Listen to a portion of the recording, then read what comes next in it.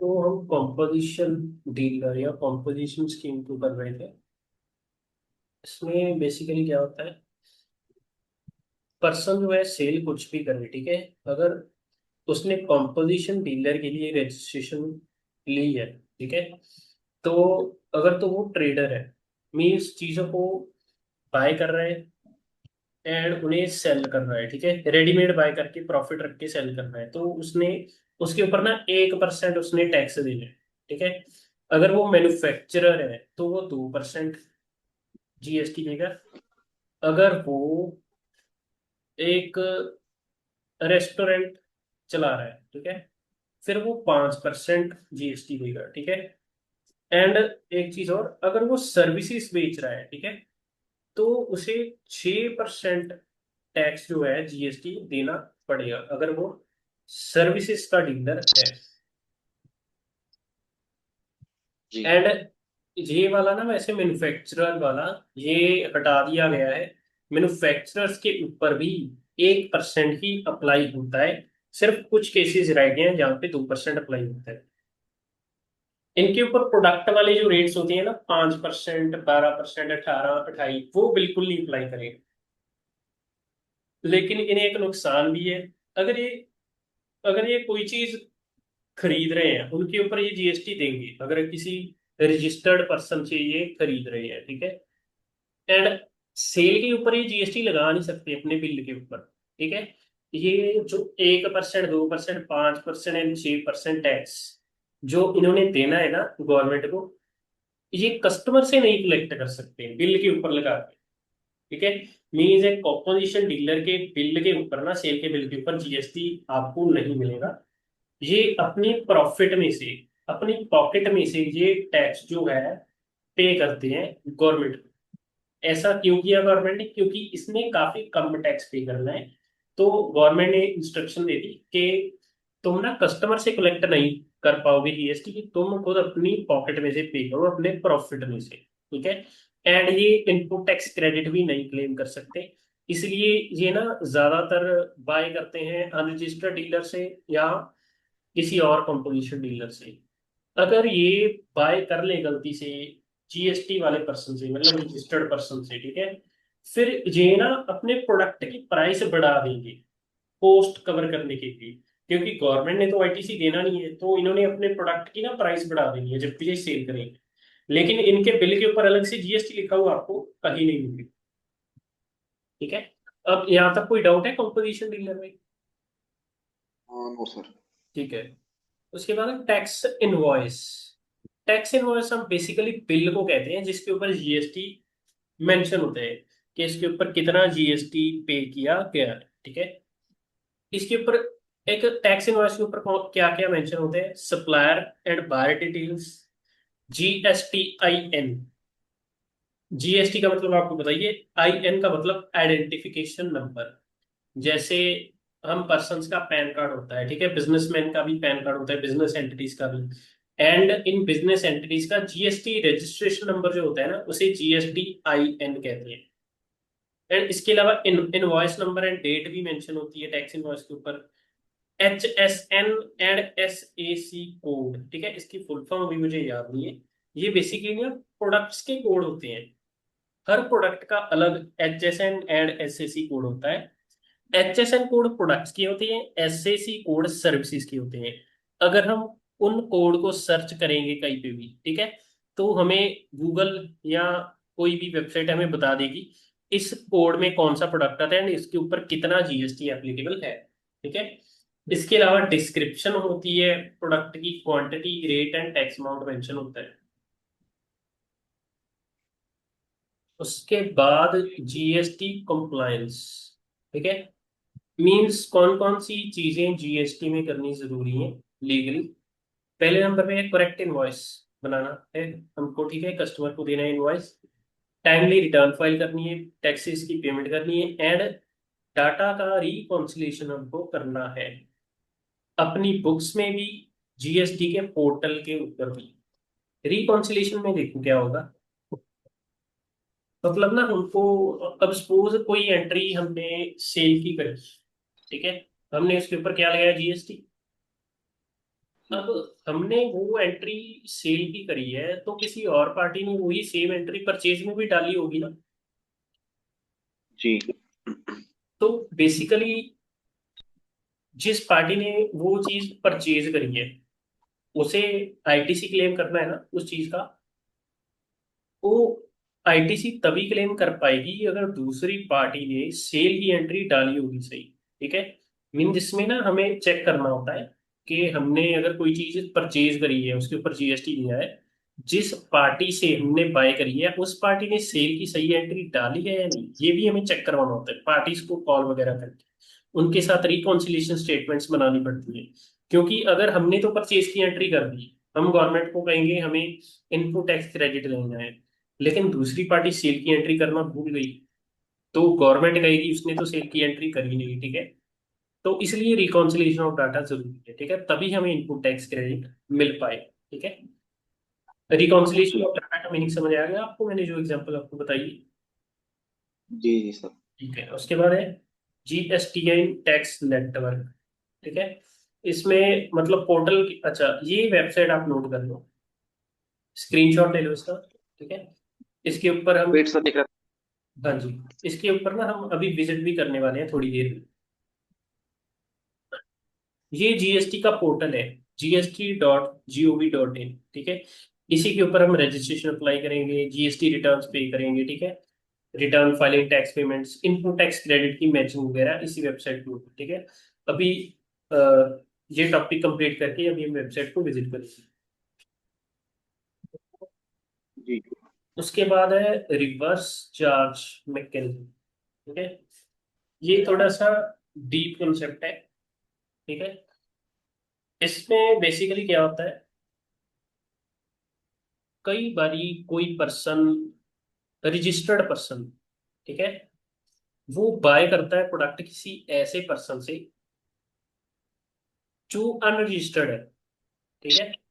And जो product वो bye कर रहा है ना, वो टैक्सेबल है, लेकिन वो अनरजिस्टर्ड पर्सन से बाय कर रहा है। अब वो अनरजिस्टर्ड पर्सन को तो वो जीएसटी पे नहीं कर सकता, क्योंकि उसके पास जीएसटी नंबर नहीं है। ठीक है।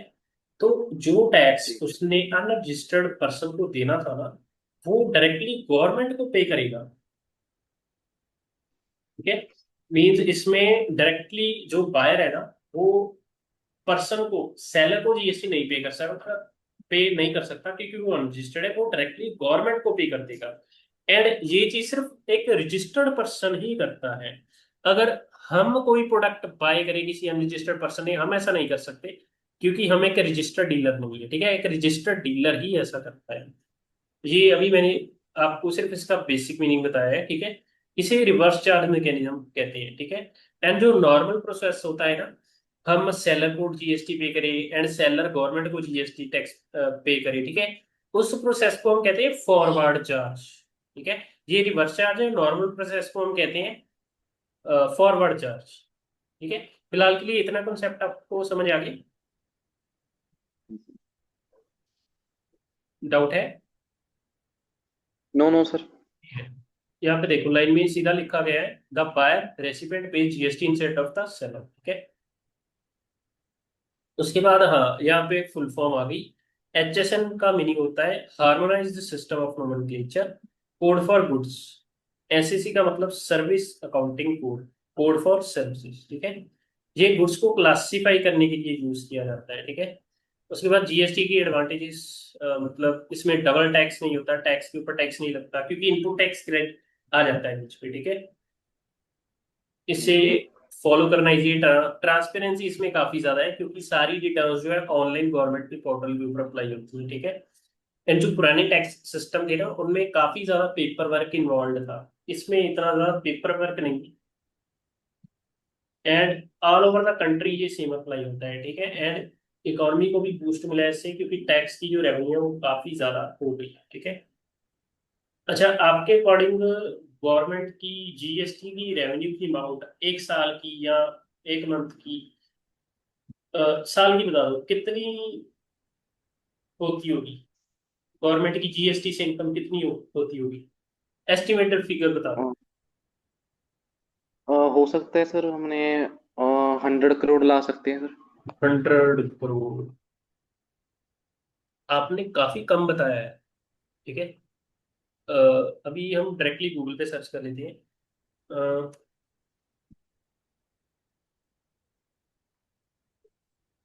Governments house hold. Revenue from GST last year की देख लेते हैं।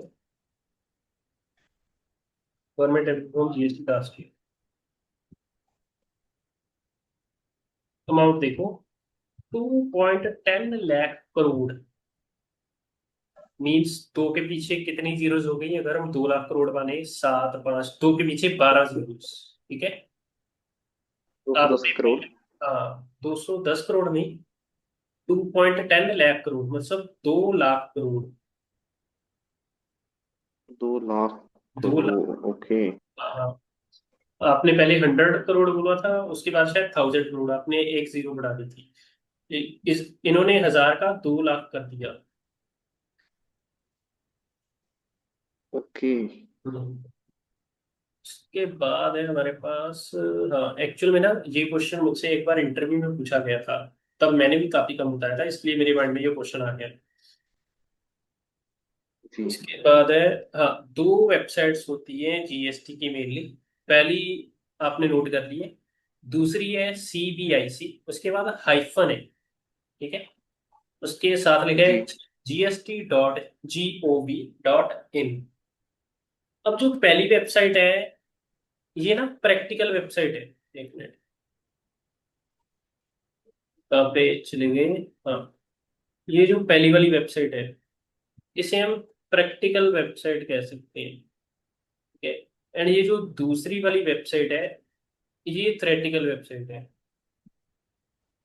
इसके ऊपर जीएसटी के साथ रिलेटेड सारे के सारे laws, rules and regulations mentioned है। ठीक है। अगर आपको रीड करना हो, आप इससे कर सकते हैं। सीबीआईसी वेट का, सर लिखो। हाँ, आप लिख लो एक बार। ठीक है, चाहे स्क्रीनशॉट ले लो। Wait sir. GST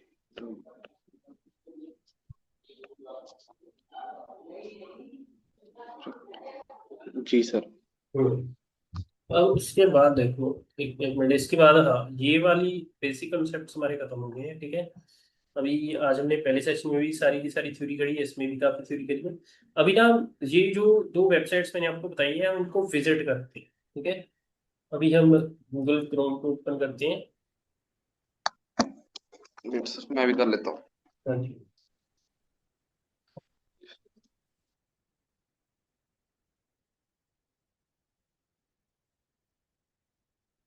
पहली वेबसाइट है gst.gov.in।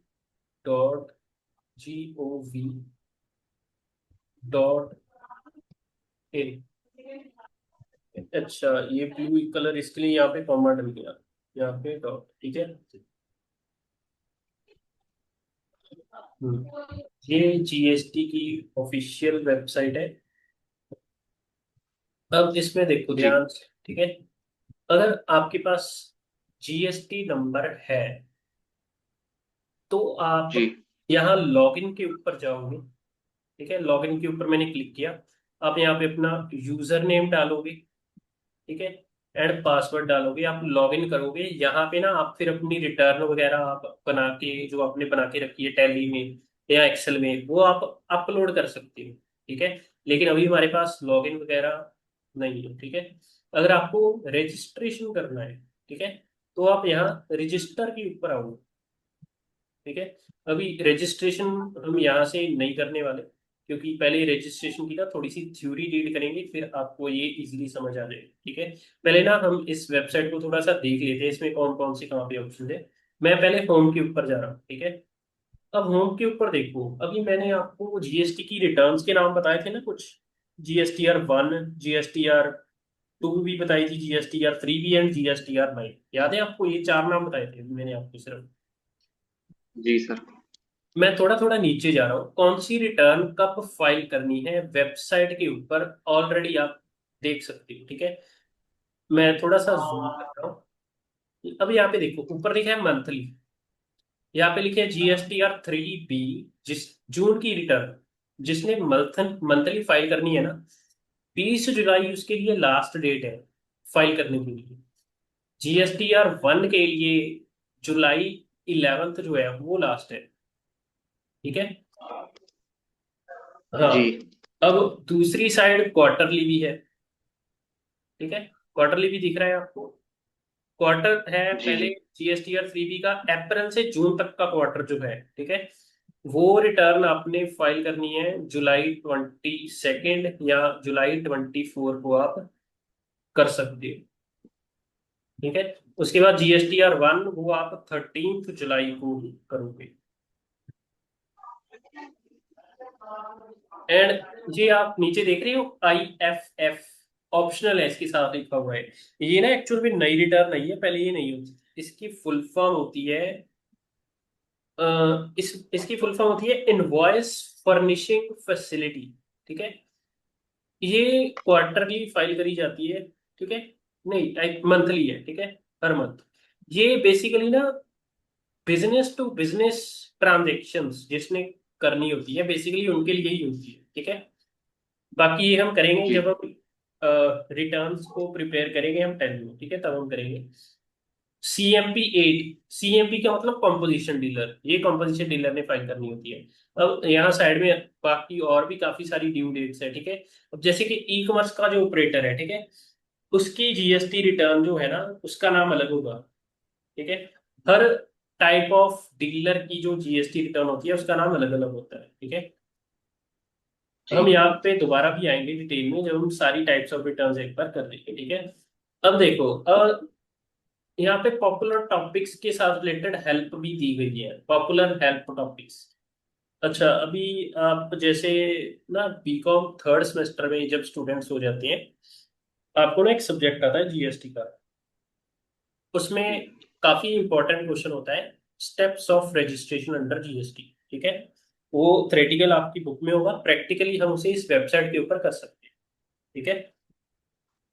जी। अब मैं how do I register GST के ऊपर क्लिक करूंगा। ये मुझे ना स्टेप्स बताएगा, मुझे किस तरह से रजिस्टर करना है। अब ये जो नीचे आपको ब्लू कलर के दिख रहे हैं सारे के सारे टैब्स, ये स्टेप्स हैं। अप्लाइंग फॉर रजिस्ट्रेशन, ये साइड में एरो है, इसके ऊपर मैं क्लिक करूंगा, ये मुझे बताएगा किस तरह से मुझे अप्लाई करना है। ठीक है।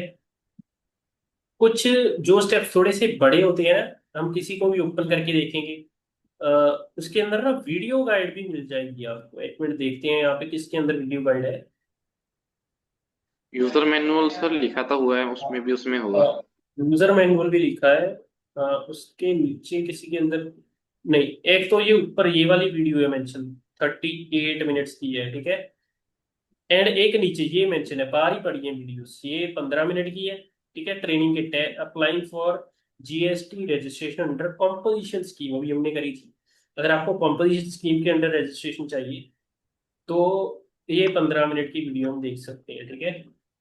एंड ये नीचे है, अगर आपने GST की रजिस्ट्रेशन में अमेंडमेंट करनी है, ठीक है, तो ये 20 मिनट्स की गाइड है।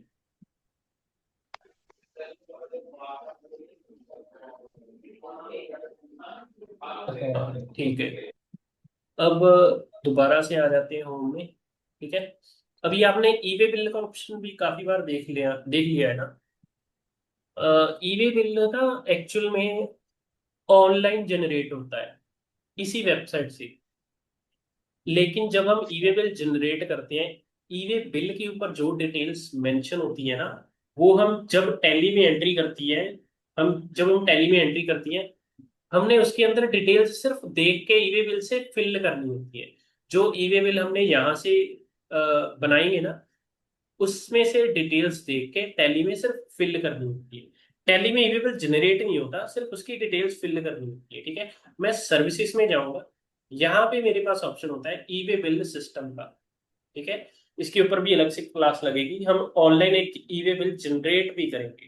ठीक है। जी। रजिस्ट्रेशन करवानी है, मैं यहाँ पे जा सकता हूँ। ठीक है, न्यू रजिस्ट्रेशन। ठीक है। ट्रैक कर सकता हूँ एप्लीकेशन को अगर मैंने करी है। ठीक है। अगर मुझे सर्च करना है किसी टैक्स पेयर को, ठीक है, उसका मैं पैन नंबर यहाँ पे डाल सकता हूँ, या उसका जीएसटी नंबर मैं यहाँ पे डाल सकता हूँ, ठीक है। तो उसकी सारी की सारी डिटेल मुझे यहाँ पे मिल जाएगी। अगर मुझे ई इनवॉइस बनाना है, ये ऑप्शन नया है। पहले क्या होता था, अगर आपको इनवॉइस काटना है तो आप कोई सॉफ्टवेयर यूज करते थे। अब जीएसटी की वेबसाइट के ऊपर भी ऑप्शन है ई इनवॉइस। अगर आपको जीएसटी का बिल बनाना है तो आप डायरेक्टली जीएसटी की वेबसाइट के ऊपर भी बना सकते हो।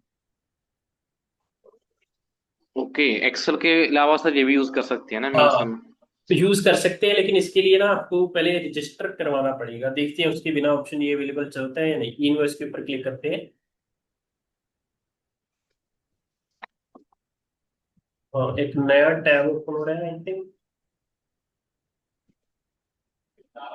तब तक हम पुराना ऑप्शन कोई देखते हैं। जीएसटी लॉ यहाँ पे है। डाउनलोड्स में अगर आपको कोई ऑफलाइन टूल चाहिए, ठीक है, जैसे अगर आपको कोई रिटर्न वगैरह बनानी है, ये अलग अलग रिटर्न्स के नाम है। इसमें एक्सेल के फॉर्मेट्स होती हैं अलग अलग रिटर्न्स की। आप वो फॉर्मेट यूज करके बनाओगे एंड बाद में यहाँ पे आके अपलोड कर दोगे, ठीक है। ये हमारे कोर्स के लास्ट टॉपिक्स में से होगा, रिटर्न को बनाना, ठीक है।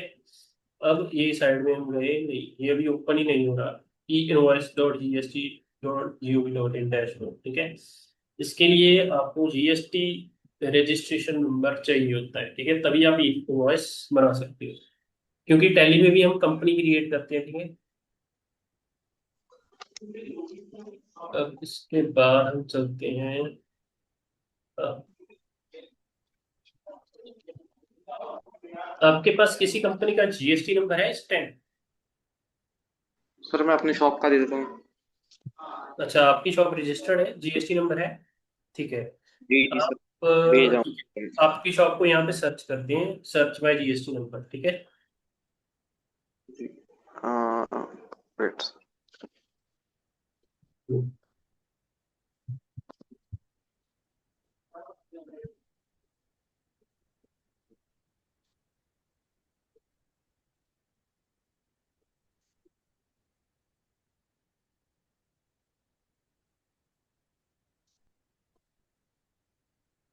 अच्छा, आपकी शॉप मीन्स रजिस्टर्ड है, फिर आप तो इनवॉइस वाला ऑप्शन यूज कर सकते हो, ठीक है। जी सर, मैंने भी तभी हम्म, पूछा था आपसे भी, हाँ हाँ हाँ कर हाँ, सकते हैं कि ठीक है। नहीं। मेरे माइंड में नहीं था कि आपकी शॉप रजिस्टर्ड है, ठीक है। मैंने सर आपको व्हाट्सएप पे भेज दिया, एक बार चेक कर लेना। हाँ जी,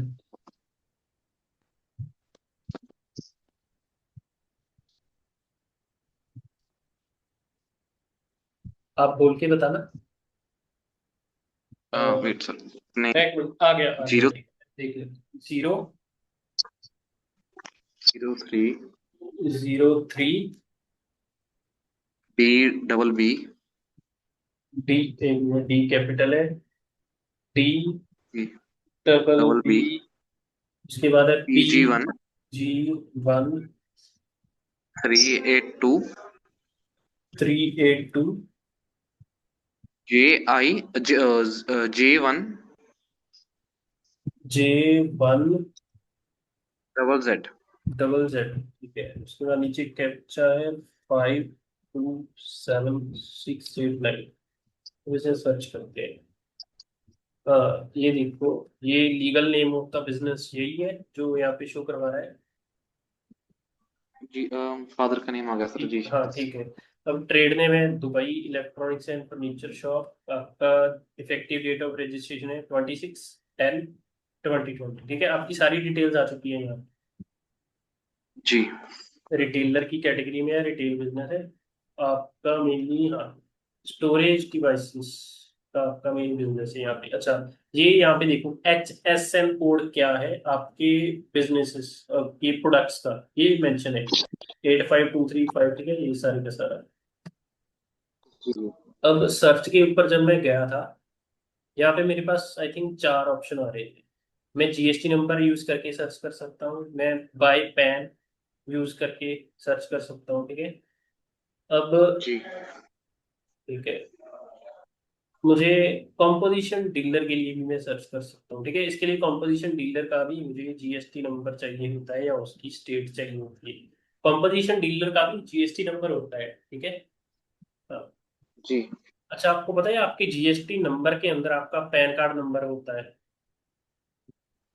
नहीं सर, देखा नहीं कभी सर। ठीक है, ठीक है। आपका जो जीएसटी नंबर है ना, आपने मुझे भेजा था, इसके जी। पहले दो अक्षर आप अगर छोड़ दो, स्किप कर दो, अगले जो 10 अक्षर है जी। ना, वो आपकी शॉप का पैन कार्ड नंबर है। ठीक है। जीएसटी नंबर 15 डिजिट्स का होता है, पैन कार्ड नंबर 10 डिजिट्स का होता है। जीएसटी नंबर के अंदर पैन कार्ड छुपा हुआ होता है। ठीक है। जी। ये भी मैं आपको बताऊंगा। ठीक है। ये टॉपिक तक आई थिंक हम कल पहुंचेंगे। अभी हमने एक वेबसाइट देख ली है। ठीक है। ऑप्शंस अभी ऊपर ऊपर ऊपर से देखे हैं। अभी हम चलते हैं। सर ई हाँ जी। ई बिल नहीं बता, ई बिल। ई बिल कहाँ पे है? ई इनवॉइस का कह रहे आपने हो? बताया इनवॉइस, सॉरी, इनवॉइस। इनवॉइस, एक मिनट, इसके ऊपर क्लिक करा था मैंने। ये ना वेबसाइट इस तरह से वाइट शीट ओपन हो गई, मीन्स ब्लैंक ओपन हो गई, उसके बाद कुछ ओपन नहीं हुआ। E invoice dot G S T dot G O dot, एक बार ये देखते हैं ओपन होती है क्या नहीं। ठीक है। फिर हम करते हैं। तब तक हम दूसरी वेबसाइट ओपन कर लेते हैं, जो थी CBIC। अच्छा, आपकी शॉप की जीएसटी की रिटर्न्स आपने कभी फाइल होते हुए देखी है, या आपने फाइल करी है? नो सर, सीए करता है सर मोस्टली। ठीक है, ठीक है। दूसरी वेबसाइट CBIC-GST.gov.in से ओपन करती है। पहली वाली वेबसाइट है,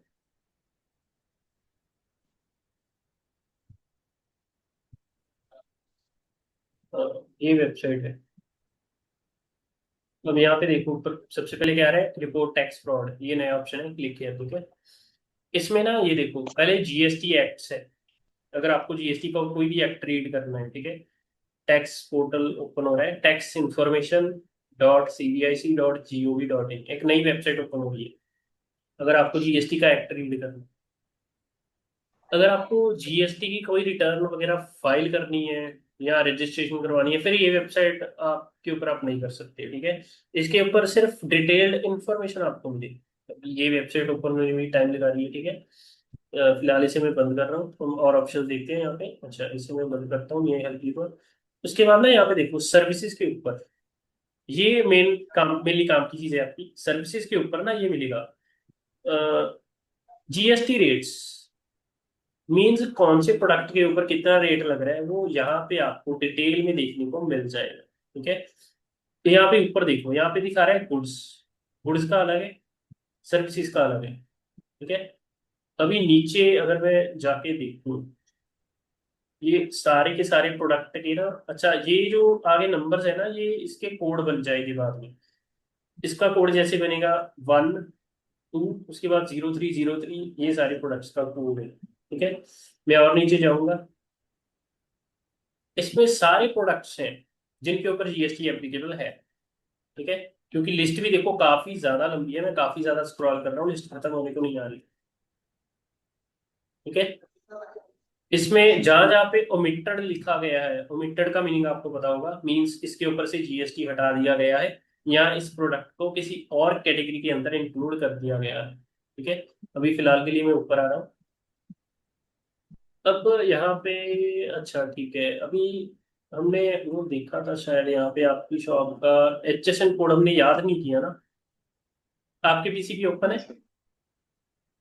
जी एक सर। मिनट, आप बताओगे, अगर आपकी शॉप की डिटेल ओपन है आपके पीसी पे, HSN कोड आपके प्रोडक्ट का? वेबसाइट नहीं ऑन सर, मैंने बिल की फोटो अपने बिल, इनवॉइस ही खोला था ओनली। इनवॉइस के ऊपर भी HSN कोड देखना मेंशन होता है, वैसे है? वेट चेक कर लेता हूँ सर। चेक, नहीं सर, है नहीं। है नहीं है? ठीक है, अभी हम देखते हैं। हम दोबारा से, अच्छा, ये ई वे बिल का ओपन हो गया आई थिंक। ई इनवॉइस का हम देख रहे थे ना, ये ओपन हो गया, एक मिनट। गुड्स एंड सर्विसेज, हाँ ये शायद वही है। ठीक है। अब ये देखो नीचे, ये है आपके पास लॉग इन टू एक्सेस, ये क्विक एक्शन है। क्विक एक्शन में हमें क्या मिल जी। रहा है, वेरीफाई करना है अगर हमने कोई इनवॉइस, ठीक है, इनेबलमेंट एक्सेस ग्रीवियंस वगैरह डालना है। ठीक है। अगर हमें क्रिएट करना है ईमेल, यहाँ पे लिखा है enable me for E invoice, तो इसके ऊपर जाके आपको लॉग इन करना पड़ेगा। ठीक है। यहाँ पे वही आपको जीएसटी का रजिस्ट्रेशन नंबर, पासवर्ड अगर आपकी शॉप का पता होगा तो आप ई इनवॉइस जनरेट कर सकते हैं। इसके लिए आपको और किसी भी चीज की जरूरत नहीं है, ना ही टैली की सॉफ्टवेयर की, ना ही एक्सेल वगैरह की, ठीक है। सीधा प्रिंट आउट ले सकते हो आप इस इनवॉइस का। आप ट्राई करना, अगर जी। आप इस बार जब आपका सीए रिटर्न फाइल करेगा, हो हो सके तो उसके साथ बैठ जाना, ठीक है। जी। अब इसके ऊपर भी। पासवर्ड तो ईमेल आईडी पर ही आ जाएगा। अच्छा, आपकी ईमेल आईडी ही यूज होती है, ठीक है। तो याद नहीं सर कौन सी आईडी है, मे बी आप हमें ना जो ये, फॉरगेट। हाँ फॉरवर्ड करके ही हमें ईमेल आईडी का पासवर्ड सबको आई थिंक आजकल यूज करना पड़ता है। आप ना याद करके रखना पासवर्ड वगैरह, लॉगिन वगैरह, हम ट्राई करके देखेंगे क्लास में, ठीक है। अभी इस क्लास में तो टाइमिंग अभी कम रहेगी, अब याद करके रखना। जी।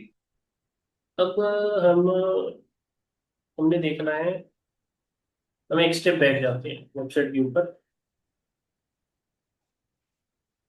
दोबारा से ओपन कर लेते हैं यहाँ पे gst.gov.in। अब ये ओपन नहीं हो रही, ठीक है। हाँ हो गई। अब यहाँ पे हमने सर्च किया था ना, कहाँ था वो ऑप्शन, सर्च टैक्स पेयर का। अब पैन नंबर से सर्च करते हैं, ठीक है। पैन नंबर आपका वही है, एक मिनट में ओपन करता हूँ। T P P P G 1382 जी 297339, सर्च। एक मिनट, ये जीएसटी नंबर आपका आ गया, इसके ऊपर क्लिक करेंगे जी। तो अच्छा, मीन्स मेनली जीएसटी नंबर ही चाहिए, ठीक है। 198141। हाँ, हमने यहाँ पे ना कोड देखना है, ये एचएसएन कोड है, इसे हम कॉपी कर लेते हैं। दूसरी वेबसाइट जो हमने ओपन करी थी, ठीक है, यहाँ पे एचएसएन कोड नहीं, एचएसएन कोड का यहाँ पे ऑप्शन नहीं है। यहाँ पे हमें चैप्टर, हेडिंग, सब हेडिंग एंड टैली पैटर्न पूछ रहे हैं। एचएसएन कोड अगर सर्च करेंगे कुछ नहीं आएगा, ठीक है। एचएसएन कोड का ये अलग तो कुछ, ठीक है। ही बताएगा ना, मैं इसमें हाँ तो आएगा नहीं। हाँ, इसमें नहीं आएगा, मुझे लगा था यहाँ पे एचएसएन कोड भी मेंशन है, ठीक है। तो अब यहाँ पे देखो, अगर मैं सर्विसेज के ऊपर क्लिक करूंगा, यहाँ पे सिर्फ सर्विसेज आएंगे, ठीक है। जी। मैं गुड्स के ऊपर जाता हूँ, ठीक है। जैसे सीजीएसटी रेट है 2.5%, एसजीएसटी 2.5, आईजीएसटी 5%, वही वाले रेट से एप्लीकेबल है, ठीक है।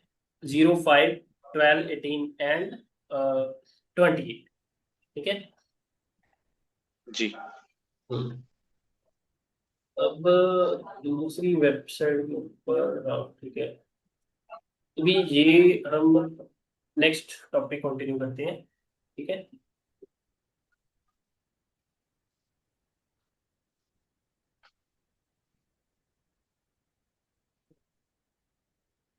ये मेरी की पई। हमने बेसिक कॉन्सेप्ट सभी कंप्लीट किए हैं।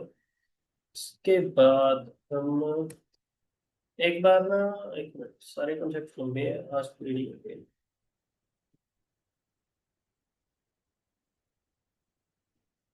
मैं आपको बता देता हूँ structure of pan card number and GST number, ठीक है। अब देखो, अच्छा आपके अकॉर्डिंग, अच्छा यहाँ पे आपको शो हुई तो आप देख के बोलोगे। पैन कार्ड नंबर जो होता है ना, वो होता है 10 डिजिट्स का, ठीक है। एंड जी। जो जीएसटी नंबर होता है 15 डिजिट्स का। पैन कार्ड के जो पहले 5 अक्षर होते हैं वो होते हैं लेटर्स, उसके बाद 4 होंगे डिजिट्स, उसके बाद फिर से होगा एक लेटर। यहां तक समझ आ गया। जी सर।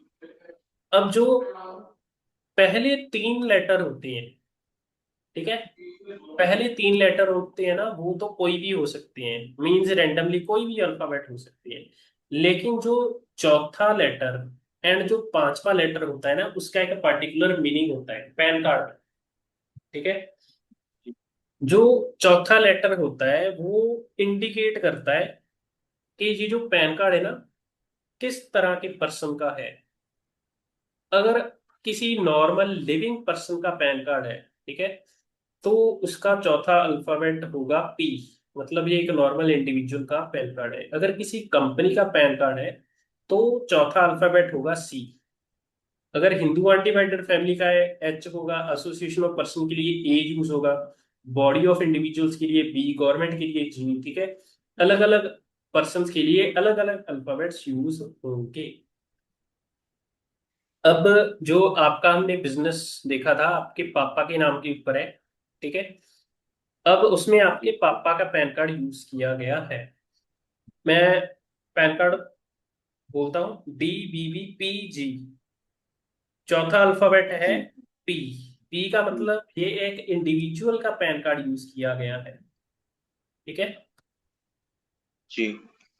अब जो फिफ्थ लेटर होता है ना, वो फर्स्ट करेक्टर होता है जिस पर्सन का पैन कार्ड है उसके सरनेम का या उसके लास्ट नेम का फर्स्ट करेक्टर होता है। जैसे यहाँ पे जो आपने पैन कार्ड बताया था, GST नंबर, उसका पी के बाद है जी, ठीक है। आपका सरनेम जी से स्टार्ट होता है, इसलिए वो अल्फाबेट है जी, ठीक है। ये आपको समझ आ गया। जी। हम्म। Yes sir. अब उसके बाद जो सिक्स से लेके जो नाइन्थ होते हैं वो कोई भी नंबर्स हो सकते हैं, ठीक है। एंड जो टेंथ नंबर पे होता है वो अल्फाबेट होता है, वो चेक डिजिट होता है। मतलब जो टेंथ नंबर वाला है वो भी कोई भी अल्फाबेट हो सकता है, ठीक है। बेसिकली सर आप अपने इंडिविजुअल का ही होता है और किसी का भी होता है कोई? पैन कार्ड कह मेनली तो रहे हो? मैंने सुन। नहीं, कंपनीज का पैन कार्ड होता है। एक मिनट, मेरे पास ना अभी एक कंपनी का बिल था, उसके ऊपर देखता हूँ, उसके ऊपर पैन कार्ड होगा। एक मिनट होल्ड करना। जी। क्योंकि जो बड़ी बड़ी कंपनीज होती हैं उनके जो ओनर्स होते हैं वो अपना पैन कार्ड कभी नहीं यूज करते। वो कंपनी का पैन कार्ड अलग बनवाते हैं, ठीक है। अभी मेरे पास एक कंपनी है, उसका देखते हैं पैन कार्ड क्या है। नहीं, ठीक है। हाँ, ठीक है। कंपनी है, उसने ना फर्म वाला पैन कार्ड यूज किया है। मीन्स उसका जो फोर्थ अल्फाबेट है ना वो एफ है। उसने ये वाला यूज किया है, फर्म वाला, ठीक है। जी गीक फॉर गीक्स कंपनी का नाम है। मैं आपको बिल भेजूंगा, ठीक है, आप उसे ना सर्च कर लो। एक मिनट, अभी हम कर लेते हैं, यहाँ पे मैं GST नंबर डालता हूँ। अच्छा, इसके बाद एक और सेशन आप लगाओगे या इसके बाद वाले टॉपिक्स हम कल करें? कल कोई कर लेंगे सर। हाँ, क्योंकि टॉपिक्स काफी लंबे हैं। हम ना ये एक GST नंबर सर्च करते हैं। कहाँ पे था ऑप्शन? हाँ, यहाँ पे search tax payer, search by GST I.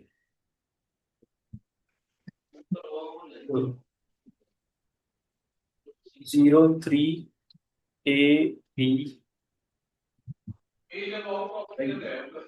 YFA।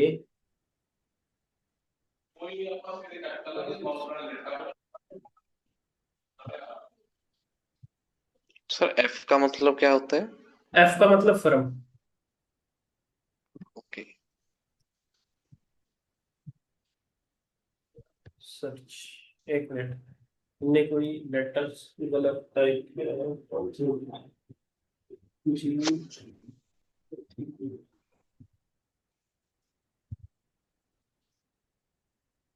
ये GST नंबर का ना मैं आपको बिल भेजूंगा, आप इसे सर्च करना, ठीक है।